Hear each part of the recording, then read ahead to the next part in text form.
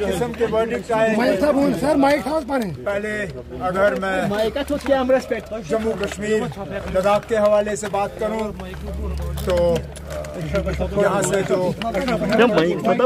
अगरुल्ला साहब, मियां अल्ताफ साहब national conference की टिकट पर कामयाब होकर अब लोकसभा में हमारी नुमाइंदगी करेंगे, उन्हें मैं मुबारकबाद पेश करना चाहता हूँ।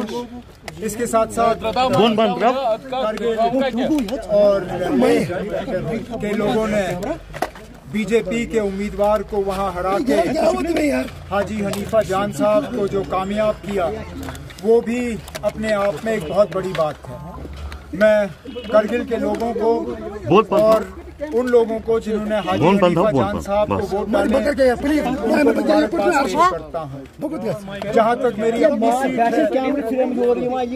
यार अगर आप लोग सुनना नहीं चाहते हो तो कहिए, मैं चला जाऊंगा। जहाँ तक मेरे अपने सीट की बात है, जाहिर सी बात है कि मैं इस अंदाज में आपसे बात करना नहीं चाहता था। मेरी ये उम्मीद थी कि बारामूला काउंटिंग सेंटर से डीसी ऑफिस जाके अपना सर्टिफिकेट लेके मैं आपसे बात करूं, लेकिन अल्लाह ताला को वो मंजूर नहीं था और बारामूला पार्लिमानी सेगमेंट के लोगों ने जो फैसला सुनाया है वो हमारे सिर आंखों पे। मैं जानता था कि ये मुकाबला मुश्किल होगा।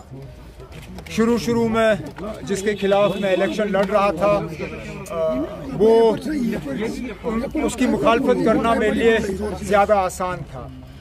इंजीनियर रशीद साहब जब मैदान में उतरे तो जाहिर सी बात है इलेक्शन में उनका मुकाबला करना हमारे लिए थोड़ा सा और मुश्किल पड़ गया। और जिस तरह का सेंटिमेंट बना, जिस तरह नौजवानों ने, हमारी माओं ने, बहनों ने इंजीनियर रशीद की रिहाई के लिए वोट डाले, नतीजा अब आपके सामने है। लेकिन चलिए, कभी कभार इलेक्शन में जो है हार जीत होती है।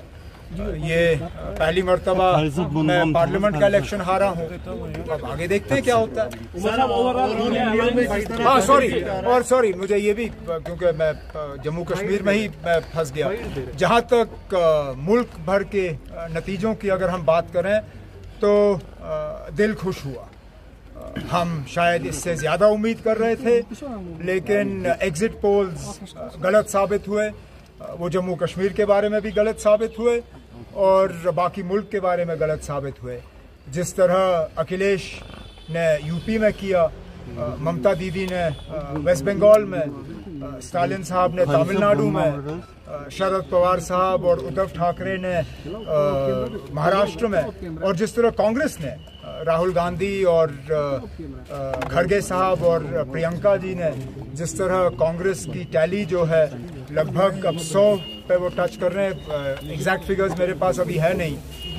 कोई भी एग्जिट पोल के बाद ये सोच भी नहीं सकता था कि इतनी अच्छी परफॉर्मेंस ऑपोजिशन की रहेगी। बीजेपी जो 370 की बात कर रहे थे, जो 400 पार की बात कर रहे थे, अब उनको कोalition गवर्नमेंट चलानी होगी।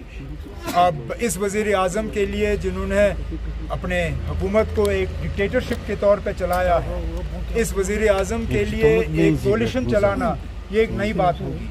मैंने खुद कोalition चलाया है, मैं जानता हूँ कितना मुश्किल है कोalition चलाना। मैंने वाजपेयी साहब की कोalition में काम किया है। अब ये हमारे जो आज के वज़ीर आज़म हैं मोदी साहब, ये कहाँ तक अपने स्टाइल को एडजस्ट कर पाएंगे एक कोalition के लिए, ये अब आगे वाले दिनों में हमें पता चलेगा। सर, इंडिया ब्लॉक ने नीतीश कुमार को खबरें आ रही हैं कि डिप्टी पीएम का ऑफर किया है। मैं इसके बारे में कुछ नहीं जानता हूँ। अभी तो अपने इलेक्शन से मेरा दिमाग जो है वहाँ से हटा नहीं। अब अगर किया है तो किया है। फिलहाल तो मुझे लगता है हमें जोड़ तोड़ की हुकूमत नहीं करनी चाहिए, हमें जोड़ तोड़ की सियासत नहीं करनी चाहिए।